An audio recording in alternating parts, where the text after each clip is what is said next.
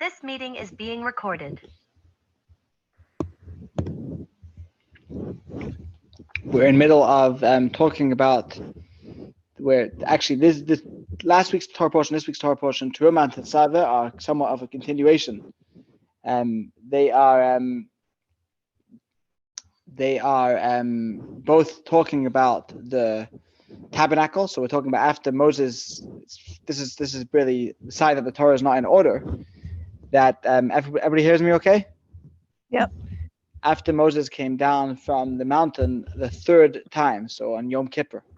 So he went up on the 6th of Sivan, came down on the 17th of Tammuz, went back up, came back down, went back on the beginning of Elul, and came back down on Yom Kippur, the day after Yom Kippur.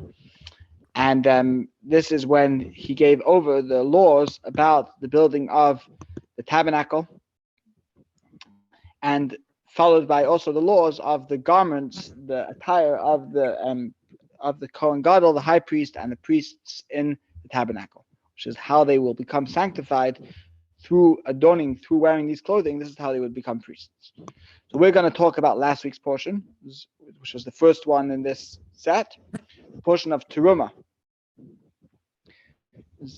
The name of the portion is Teruma, and that's what we're going to focus on. We're going to talk about the name of the portion. So we will look a little bit at the word, at a few of the verses, but we'll mainly focus on the name. Every name in Torah is very exact, very specific. So when when a portion of the Torah is given a certain name, it's because that name really is the life of whatever it is describing. The verse in the beginning of Bereshit is where Hashem brings the animals to Adam to give them names, and he says, "Kol trying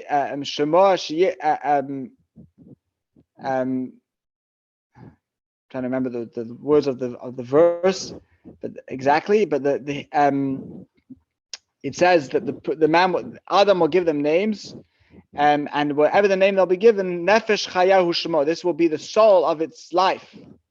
So this is one way of explaining it. It also means that he'll give names to the animals. But another explanation of these words, which the Baal Shem Tov says, is that the Nefesh Chayahu Shemo, that the soul, that its life, its essence, its soul will be expressed through this name. So the name not only will be expressed, but the name will bring life to the soul. This is not just for animals or for various objects that are given names in the Torah, but when a person is given a name also, this is their life. This is really describing who they are on a deeper level in their essence. So it's not just an external name. So people will be able to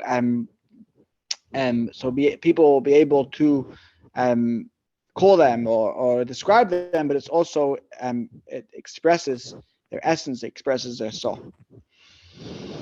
So the name of the portions in the Torah, similarly, just like anything in the Torah, the word Evan for a stone, or the word Aryeh for a lion, or whatever it is, these are the life of that. Those letters give life to that being. And the name of a parsha, the name of a portion, gives life to the whole portion, and it's really expressing what the whole portion is. And really, one place where we have to look deeper to understand this, and it's otherwise it seems not clear. Why would the Torah give this name? Is this week's Torah portion? When I say the Torah gives this name, the Torah doesn't give this name. This is a name that was given through Minhag Yisrael. This is the name that was customarily given to these parshas. So Jewish people gave this name to this parsha. We call this week's parsha Tetzaveh, and not something else, and we call last week's parsha Teruma, and not something else. Why is it called Teruma? So because you're supposed to give money, or you're supposed to give not just money, anything that you want to give. Right. So that's what the Torah begins saying. The beginning of the portion says, let's open it up actually.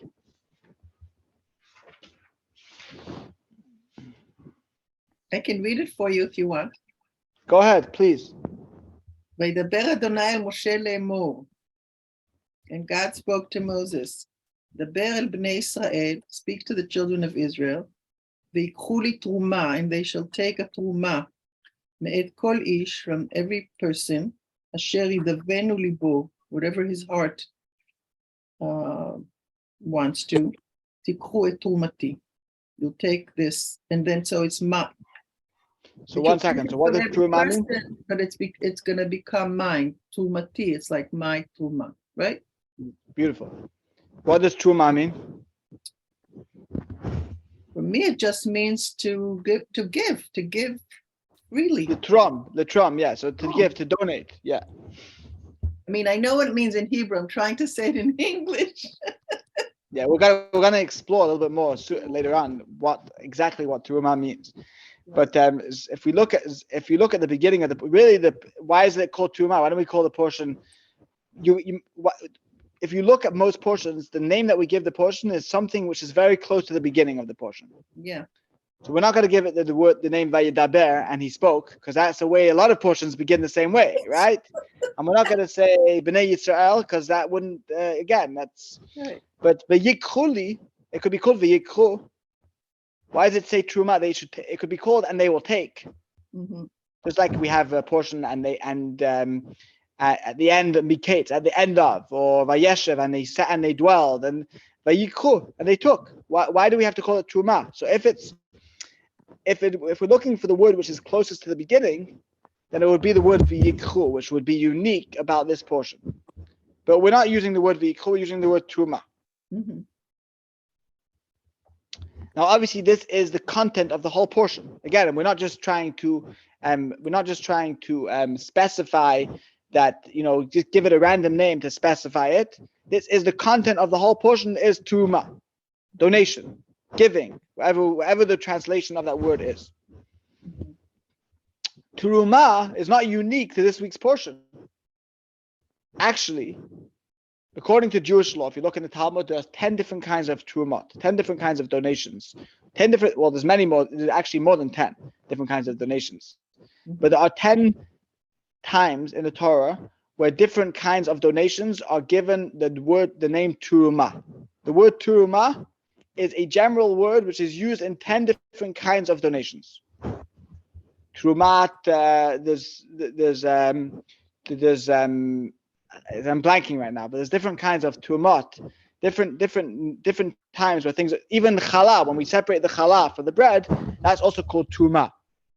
So there are many different kinds of truma.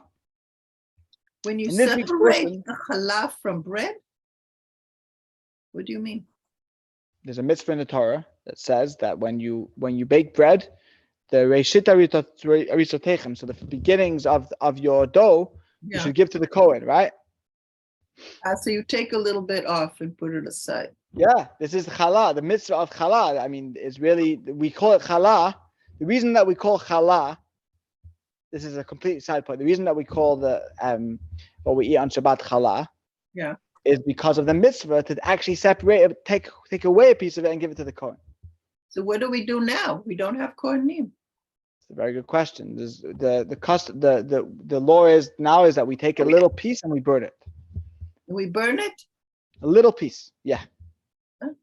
Only if we bake enough. So if it's enough dough that we would, you have to talk to Sterni to find out the exact details. But if it's enough dough that there's a certain amount of dough that we bake, it's not usually the amount that if we regularly make challah just for ourselves, for our own family, it's not enough. So when Sterni makes challah, she has enough dough for the separation, because we give out also.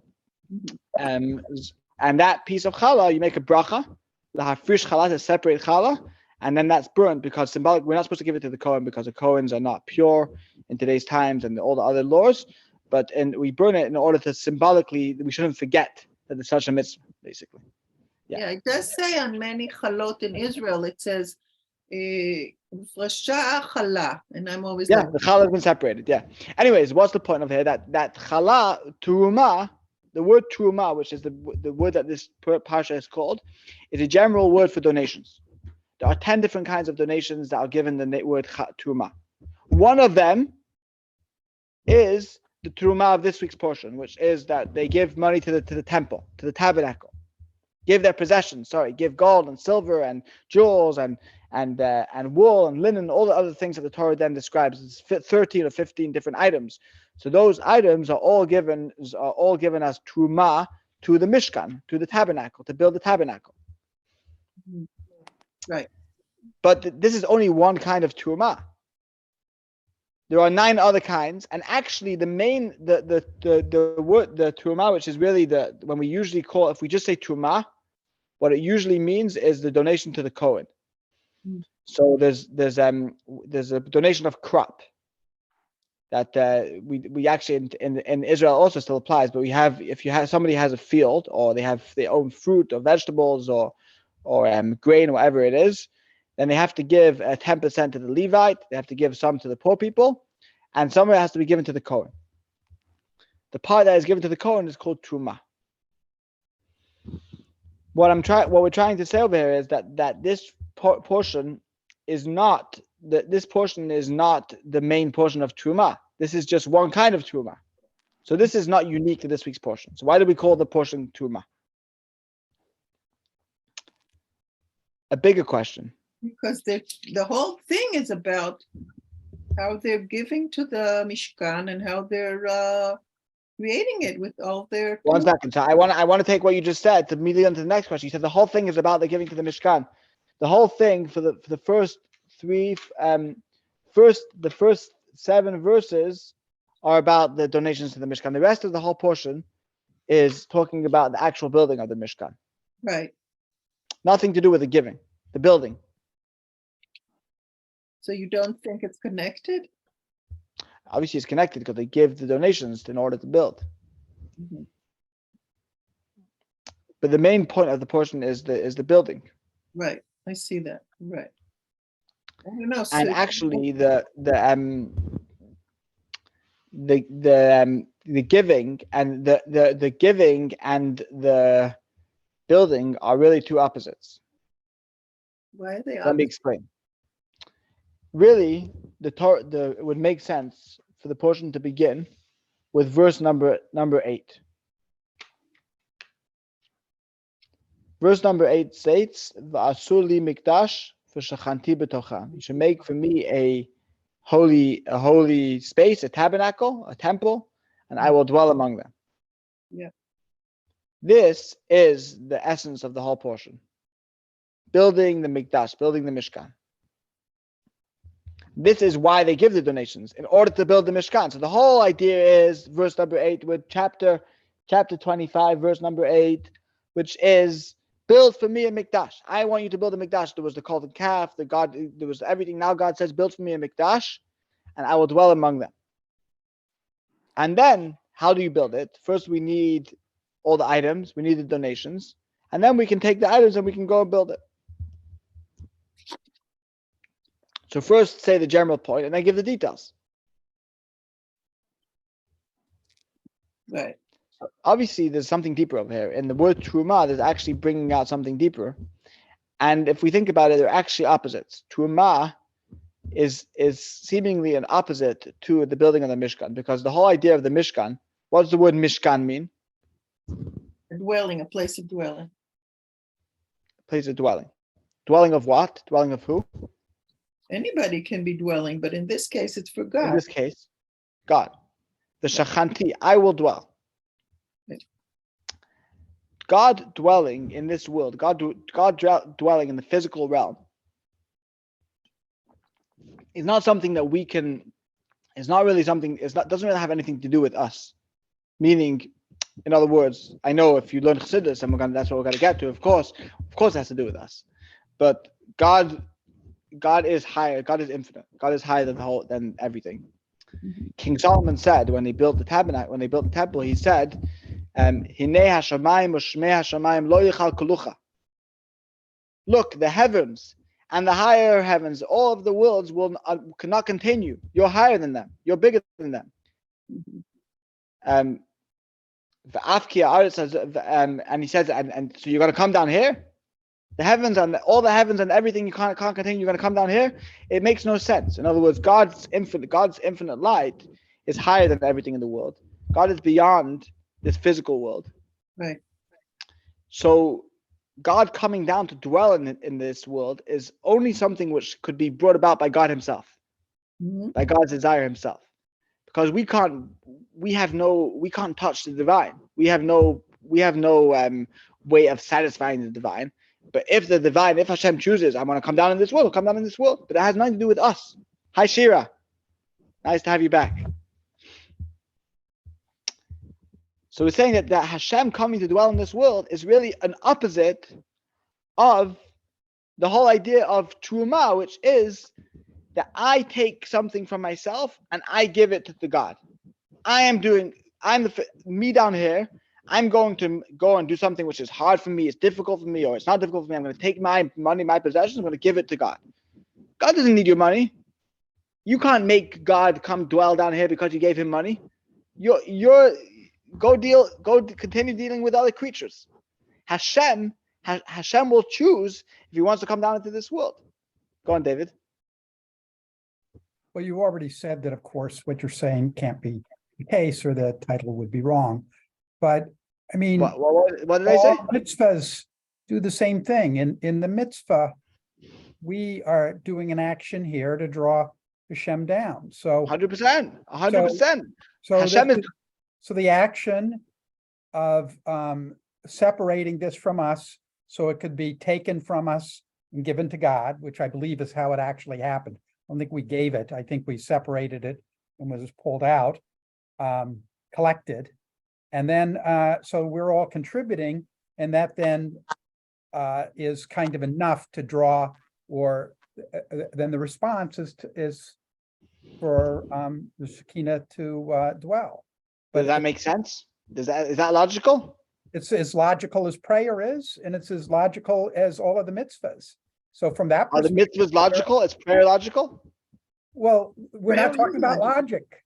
None of these are we talking about logic. So I'm just saying they're all the same thing. When a young child, when we give okay, you're 100% right. I'm not Why disagreeing isn't with you. prayer logical? I think prayer is completely logical What? How's prayer logical?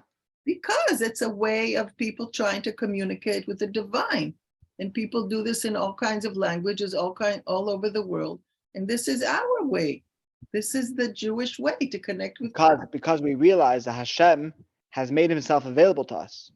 Right. Hashem, we don't just communicate. If it's a one-way communication, no, God communicates to us also. So Hashem makes himself available to us. But that's God's choice. Right. Well, this is what it says. Ve'asuli mikdash. That means, I think it's very interesting. This verse is very interesting. It's a very famous verse that asu is past tense. But when you say va'asuli, it makes it future. Right. So I always think about the past and the future together in this one word, in a way, right? And it's God saying va'asuli mikdash, and again v'shachanti is again past tense, but when you say ve, it makes it future, and then I shall dwell within them. So you have this past and future twice in this verse, which is very common for the Bible anyway, biblical language. But it is about God giving the command, create a space for me to dwell among you. And I don't think it means that now God is going to come and live in that space, but it does mean bring your hearts forward, do whatever you can do. Show me that you connect. If God says v'shachanti and I will dwell, it means he's going to come dwell in that space. Of course it does. Right, but it's not going to sit there by himself there's going to be God there, but he's everywhere. Right. Right. But there's a certain intensity or a certain deeper revelation of God or the essence of God which is there.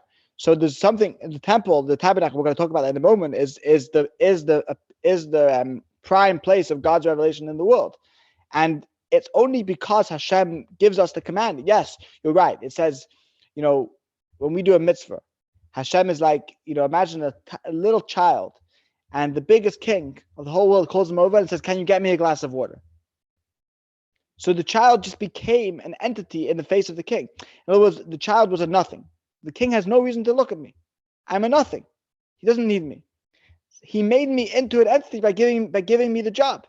Giving me the job is the biggest privilege. Mm-hmm. So a mitzvah, that's really a mitzvah. Mitzvahs don't make sense. They're not logical in themselves. when we give, if I give you money, I give you a gift, then or I pay you for something, then I'm adding something to your possessions, and I'm making you closer to me, or whatever it is. It's a two-way relationship. When we give something to God, God doesn't need our money. God doesn't need our mitzvahs. God doesn't need anything that we got to do in essence. So it's God's choice that God made it in a way that we do a mitzvah, it draws him down. But it's not something which makes sense unless it would be the way things are set up. In this case, I want to leave all the chassidus, which is because we're going to go right into that, and I don't want to make it like as if it's not that. It is that also. But I want to just emphasize the point over here, which is this portion is called truma. Truma means separation of something which is mine to give to God, which is all my work down here. The whole idea of the portion is making a dwelling place for God, that God will come down. V'shachanti. God's dwelling come down in the world through the tabernacle. The tabernacle is going to be the space for God to rest in the world, which is something from above to below. It's completely Very God. tiny space for such an enormous power. That's what Shlomo HaMelech said. The whole heavens and the heavens can't contain you. How could you come dwell in there? Because God chose. So our giving, if we just take the word truma without the word v'shachanti, without the dwelling, it doesn't seem to really bring out the portion of Hashem coming down to dwell in this world. Here we're just focusing on the person's aspect part. You give to God. If you have an understanding of the mitzvahs and have an understanding of what this really means, and by the time we get to the end of this class, if we get there, we'll understand better why truma actually does emphasize that. But if you just look at it as the word itself as an isolated thing, giving to God doesn't seem to be the point, which is God coming down because God chose to come down. So the fact that this portion is called truma, which only the first few verses of the Torah of the portion talk about truma, the rest of the portion talks about the building and all the setup and everything. Only the first few verses talk about the giving, the donating, is obviously coming to bring out something deeper. Mm-hmm. Make sense? Yeah, I guess. I mean, the Bible is, I always think about it. There's so many things you can do. This can make sense too. Why not? Everything can make sense. It's so rich. Shevim panim la Torah. Bidiyuk. 70 faces to the Torah. Yeah. Yeah. Or 600,000 different ways of looking at it. 70, if not more. For sure more. Yeah. So just another general question, which we'll get to understanding better this whole idea. Why does the Torah give us all these details about the Mishkan, about the tabernacle? Meaning the Torah goes into everything in the Torah is there for the exact reason. To teach us a lesson, to give us a commandment, a mitzvah, or to teach us a lesson in our daily lives. Mm-hmm. The Torah goes into great detail throughout two portions, this week and last week, which is Truma, talking about the size of the curtains, of the pillars, of the way they should be cut, the way it should be built, the measurements, the setup, every single detail, down to the last detail of the Mishkan. The Mishkan, the tabernacle, was only a temporary structure. They didn't have it for a long time. There was a Mishkan which they took in the desert. There was another couple after they came to Israel, which were a couple hundred years, Shiloh and Nob and Givon, until the temple was built. The temple was going to be the place of kavua, of fixed, of being set. The Temple Mount is the place of the temple. This is, even when the temple has been destroyed, this is the place where Hashem Shekhinah rests, where the tabernacle was a moving structure which was temporary. And it was buried. They got, after the temple was built, they buried the Mishkan. It wasn't no longer used. They didn't take the same furniture, the same kelim, didn't take the same ark and the same thing and bring it into the temple. They built new ones. That's why Harrison Ford had to look for it. Yeah. 1 second, is that right? That they didn't build new ones? I could be saying something which is Amaratzis right now, which is really off. I don't know. I thought they used the same one, but who knows? Possibly, but the pillars for sure not. The structure for sure not. The structure was different. It was a different size. Yeah. Mm-hmm. So it's a very interesting question. Why do we have to know all these details? The Bet HaMikdash, the temple, is called Bet Olamim. the eternal home. That's what it's called, the eternal home, the Bet HaMikdash. Even after the destruction of the temple, we're told that we're supposed to learn the halachot, the laws of the building of the temple, in Jewish law, in Talmud, and even to read the prophets, to talk about it, because we need to know what to do when we have to rebuild it. When the time will come, when Mashiach will come, we'll have to build the temple, and we have to know exactly what the process is and what we're going to need and how to do it. And even more so, it says, the Chazal, the sages say that if you learn, Hashem says, or the Midrash says, if you learn the halachot, the laws of building the temple, I will consider it as if you are actually building it. Oh, that's cool. But the temple, because the temple is eternal, not the tabernacle. The tabernacle is done. We finished. We had it for 40 years in the desert and 400 or 500 years in Israel, and now the time was up. And we moved on to the temple. We moved on. We came to the Temple Mount, where Hashem's Shekhinah rests, where it's a chosen place, and this is where the temple is going to be. So the tabernacle is done. It's a done deal. Why are we having all these details?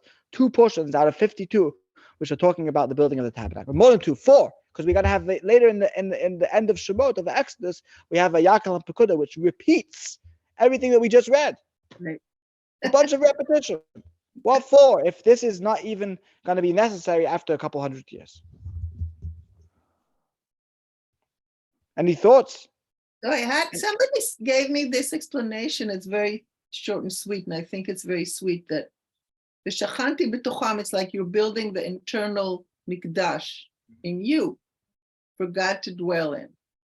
And so in us. And so you need all these details to help you get there. Because it's not so easy to do that. That's all I have.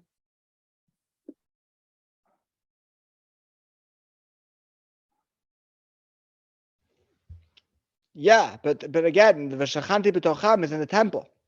It says, you're right, it says that the building of the temple, the Asuli Mikdash, this is a commandment for the later temples also.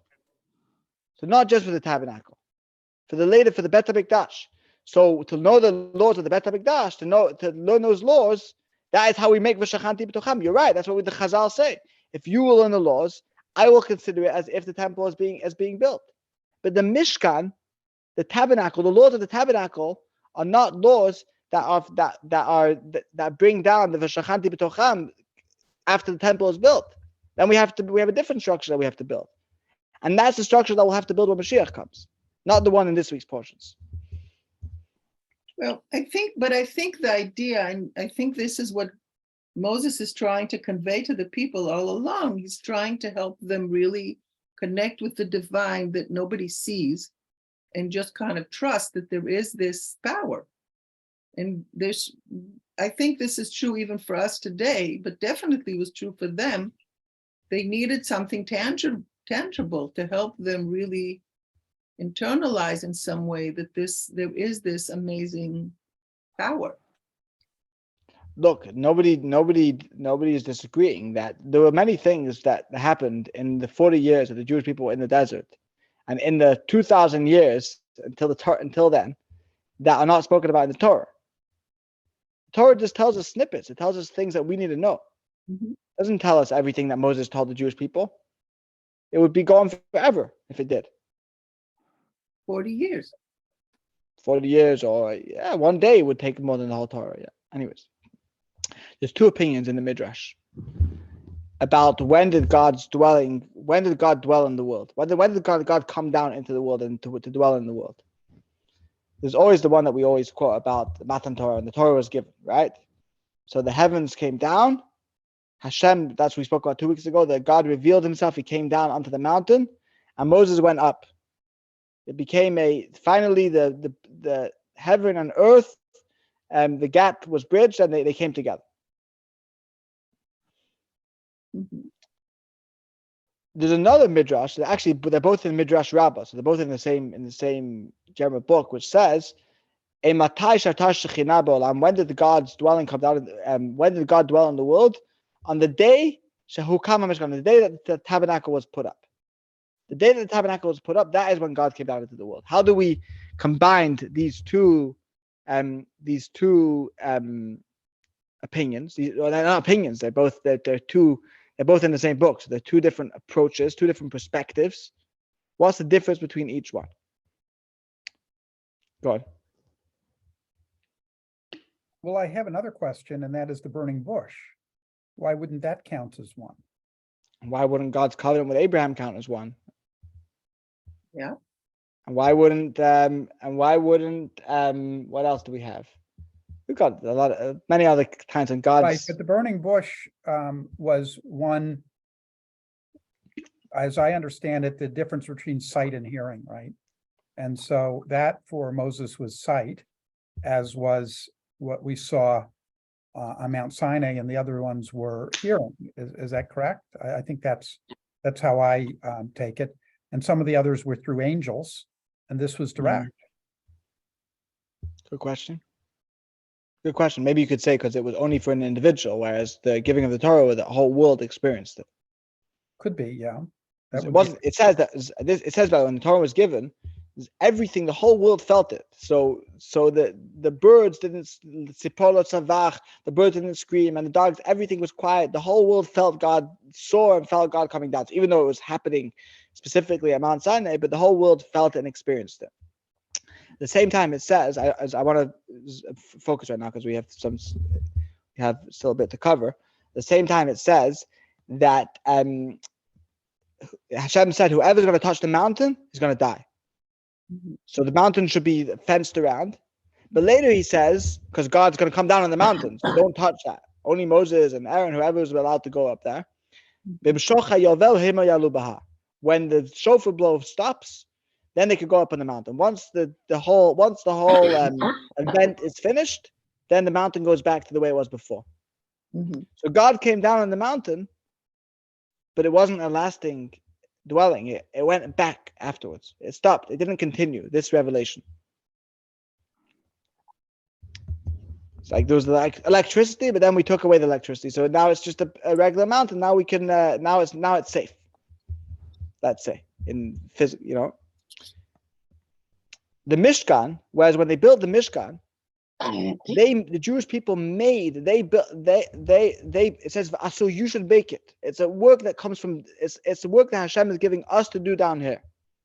So through all the effort, through all the work that we're doing, we are being the Kedusha, the holiness of Hashem is not just coming down into something physical which can't handle the light and can't be touched, and therefore it goes away afterwards. In this case, we did the work. So we made the physical world a vessel to become for God's light. Just like in times today, when we take a piece of a scroll, we write a Torah on it, we make the Torah holy, or we make the tefillin holy, the mezuzah holy. So we actually transform the physical thing because we were given the commandment to do it down here. It wasn't just something which started from God and finished with God. It actually was something that we are part of, that the world was brought in to be part of this work. We could look at it from a different perspective, is that in Hashem's world, everything is perfect. Meaning when Hashem's light came down on the mountain, the whole world became a dwelling place for God, fine. And the whole world felt it, and the whole world experienced it, like I was saying before, right? All four corners, we say, Shema Yisrael, Hashem Elokeinu, Hashem Echad. What's Echad? Aleph is 1, Chet is 8, which is the 7 skies and the earth, because the Midrash says there were 7 skies, and Daled is 4, because it's the 4 corners of the world. Hashem's oneness permeates all of the heaven and the earth, and all 4 corners of the world. This is what was experienced, this is what was revealed when the Torah was given. But so from Hashem's perspective, so to speak, the whole thing was done. But the purpose is that we should feel it, we should experience it. It should be our work, it should be our effort. If you win the lottery, that money, you don't feel as close to the money, that the money is yours, as if you work for the money. In which case, it belongs to me. It wasn't just, it's something that I worked for because it's my own effort. Your own effort is really, when something comes from your own effort, it's part of you. When it's from the outside, it doesn't really permeate us. It doesn't really affect us. This is what happened when the Mishkan was built. When the tabernacle was built, it was now we did the work.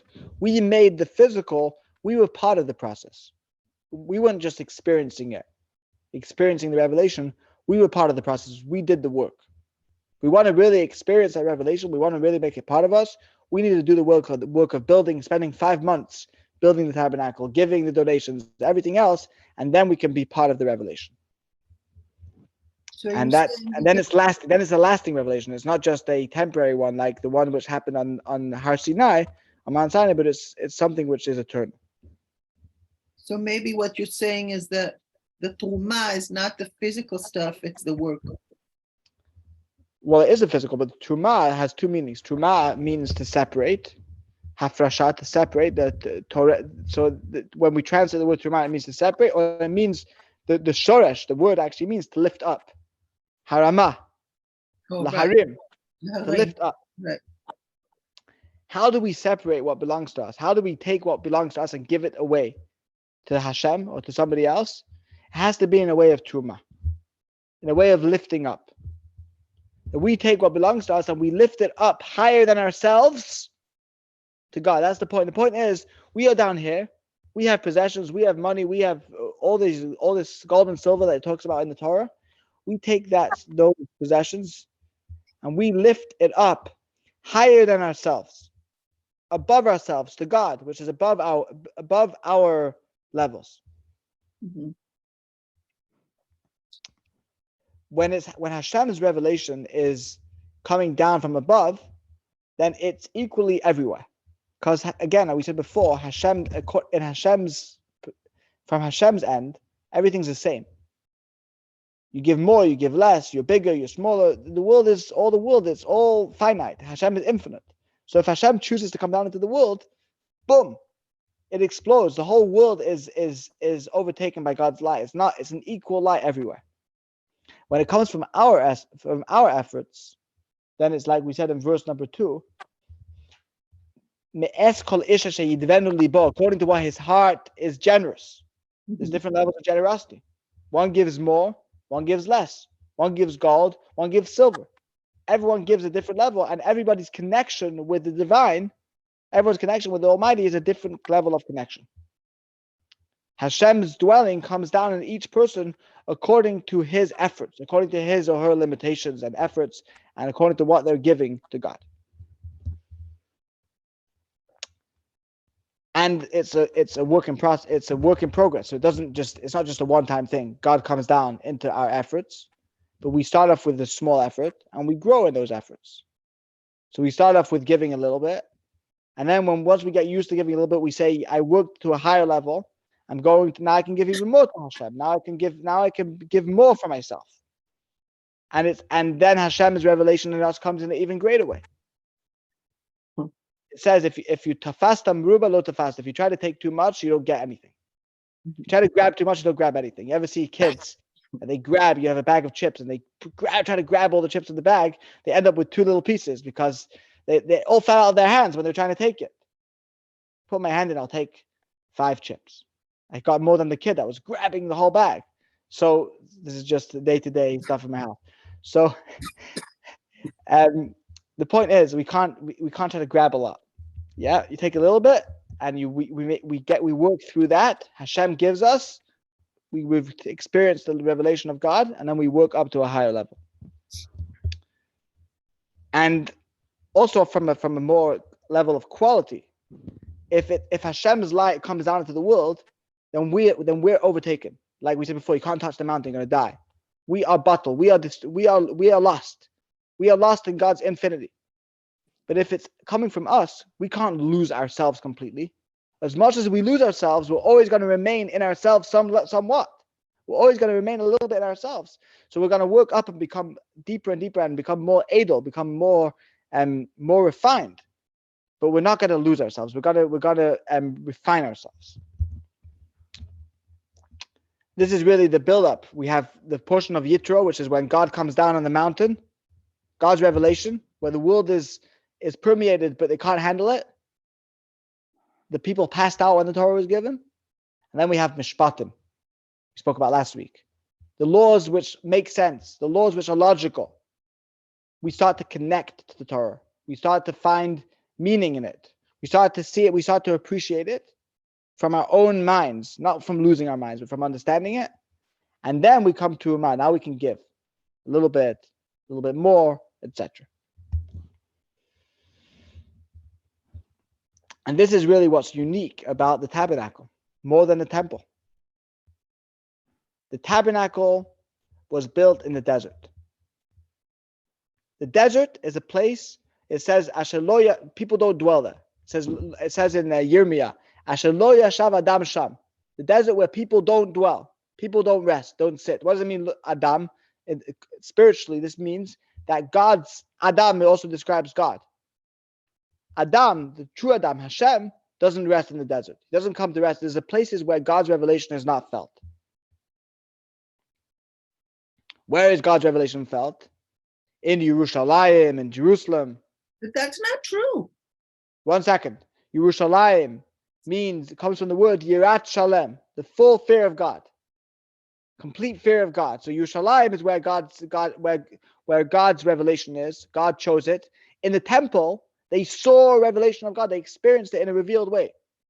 Maybe it's not true in today's times, but then it was much more in Jerusalem than any other place. No, that's not what I meant. I meant it's not true that you can't feel God in the desert.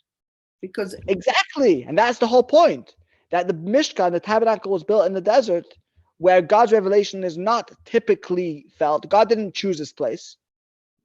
Like he chose the Mount Moriah, like he chose Israel, like he chose Jerusalem. why do you say that God didn't choose this place? I thought that's where God decided to give the Torah. Because God says in the Parashat of Re'eh, when you'll come to the place that I have chosen, then you should do all the things that I have told you, the sacrifices and the temple and everything else. This chosen place was Israel. Right, but he chose to give the Torah in Mount Sinai. Right. There's explanations in that also.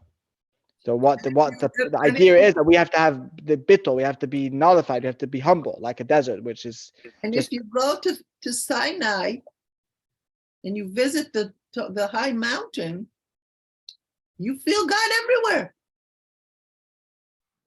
It's easier to feel God there than anywhere else. we feel God because we did the work to feel God. Truma. We have to do the steps. We have to give. If we separate from ourselves and we lift higher than ourselves, first one bit, then a little bit more, etc. After God has revealed himself at Mount Sinai, so he gave us the ability to do that, then we are able to feel God. But when God comes down into the world, when God came down into the temple, even if you were a simple person that didn't have any experience, didn't do any work, you could see the fire coming down onto the Mizbeach, fire from above. So there were certain revelations that were experienced even without the effort.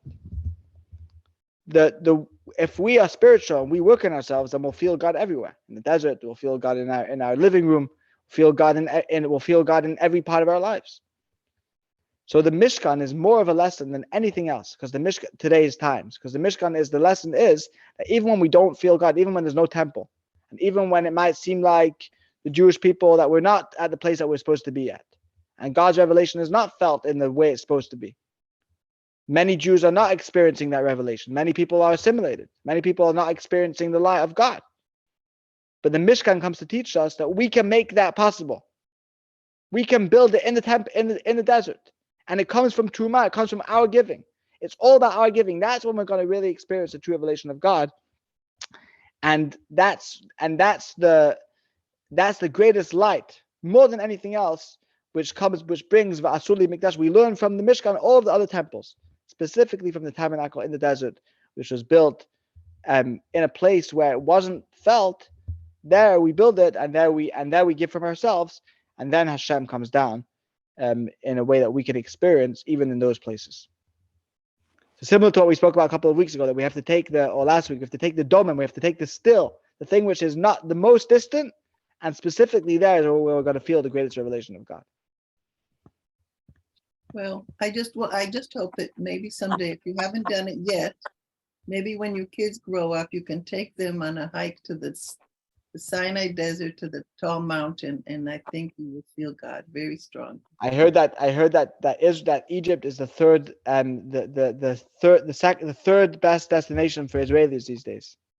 I don't know. I was there many years. I saw that there's an undercover Chabad opening in Egypt. Oh, really? So, yeah. I don't know if it's real. But the mountain, the Sinai mountain, is something else. So maybe someday you'll go with your kids on a hike for a few days with nothing but camels, and Sounds like a dream. it is a dream. Lots of dreams to fill. Very good. Thanks for joining us. Nice to have you back, Shira, Thank you. Thank and you. Deborah, and B, and Anna. You missed Robin today. Hi, Anna. Thank you. See you next week. Have a good week. And if you haven't, even though it's next week, will still be before it, but you want to put onto your calendars, we have the big holiday of Purim coming up on March 7th.